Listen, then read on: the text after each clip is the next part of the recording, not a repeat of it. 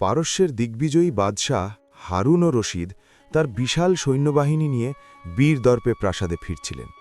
ঘোড়ার খুরের শব্দ আর জয়ধ্বনিতে আকাশ বাতাস প্রকম্পিত। এমন সময় রাস্তার এক কোণে ধুলোবালিতে মাখা জীর্ণ বস্ত্র পরিহিত এক বৃদ্ধ ভিক্ষুক হাত বাড়িয়ে করুণ স্বরে সাহায্যের আবেদন করলেন। দয়ালু বাদশার নির্দেশে উজির যখন তার হাতে স্বর্ণমুদ্রা তুলে দিলেন, তখন ঘটল এক অভাবনীয় কাণ্ড। ভিক্ষুক উজিরের পা জড়িয়ে ধরে আর্তনাদ করে উঠলেন, হে মহামান্য, আমাকে দয়া করতে চাইলে দয়া করে আপনার জুতো দিয়ে আমার গালে একটি আঘাত করুন। বিস্মিত উজির ও বাদশার সামনে এক অদ্ভুত পরিস্থিতির সৃষ্টি হল। অনেক পীড়াপিড়ির পর ভিক্ষুক যখন কোনোভাবেই পা ছাড়ছিলেন না, তখন নিরুপায় হয়ে উজির বৃদ্ধের গালে আলতো করে জুতো দিয়ে একটি আঘাত করলেন। পরদিন কৌতূহলী বাদশাহ সেই ভিক্ষুককে সসম্মানে রাজদরবারে তলব করলেন। রাজদরবারে পিন পতন নীরবতা। বাদশাহ শান্ত স্বরে জিজ্ঞেস করলেন, বৃদ্ধ, কেন তুমি দয়ার বদলে নিজের অপমাননা কামনা করো? বৃদ্ধের দু চোখ বেয়ে গড়িয়ে পড়া অশ্রু যেন তার বুকের ভেতরে জমে থাকা আগ্নেয়গিরিকে শান্ত করার চেষ্টা করছিল। তিনি কম্পিত কণ্ঠে বলতে শুরু করলেন, জাহাপনা, আজ যে জীর্ণ পোশাক আমার শরীরে, একসময় এখানে রেশমের কারুকাজ করা পোশাক শোভা পেত। আমি ছিলাম বাগদাদের অন্যতম শ্রেষ্ঠ ধনী বণিক। আমার প্রাসাদের রাজকীয় সুখ ছিল, আর ছিল এক জান্নাতি নারী, আমার স্ত্রী, যার মন ছিল আকাশের মতো উদার। সে এক বৃষ্টির রাত। দস্তরখানায় সাজানো সুগন্ধি মশলায় জারিত একটি সুস্বাদু আস্ত ভুনা মুরগি।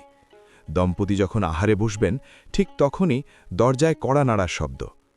বাইরে এক ক্ষুধার্ত পথিকের আকুতি, আল্লাহর ওয়াস্তে আমাকে এক লোকমা খাবার দিন, আমি 2 দিন ধরে অভুক্ত। বৃদ্ধ ফুপিয়ে কেঁদে উঠে বললেন, আমার স্ত্রী চাইলেন মুরগির অংশটি তাকে দিয়ে দিতে, কিন্তু আমার ভেতরে তখন দম্ভের দানব জেগে উঠেছে। আমি শুধু তাকে তাড়িয়েই দিইনি, বরং সেই অসহায় মানুষটির গালে একটি কষিয়ে চড় মেরেছিলাম। তার চোখের জল সেদিন আমার পাষাণ হৃদয়ে দাগ কাটতে পারেনি। অহংকারের সেই চড় যেন আল্লাহর আরশকে কাঁপিয়ে দিয়েছিল। এর কিছুদিন পর থেকেই শুরু হলো ধ্বংসের পদধ্বনি। একের পর এক আগুনে আমার গুদাম ছাই হয়ে গেল। উত্তাল দরিয়ায় পণ্যবাহী জাহাজ তুলিয়ে গেল। আমি হয়ে গেলাম পথের ফকির।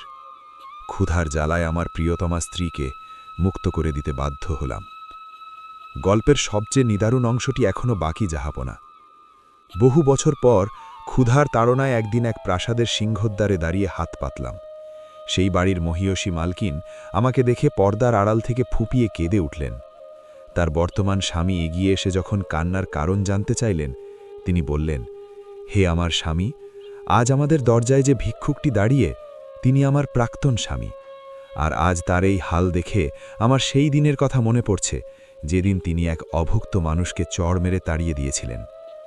সেই মহানুভব স্বামী মুচকি হেসে চোখের জল মুছে বললেন, প্রিয়তমা, তুমি কি জানো, সেদিন তোমার স্বামী যে ভিক্ষুককে চড় মেরে অপমানিত করেছিলেন, সেই অপমানিত অভুক্ত মানুষটি ছিলাম আমি।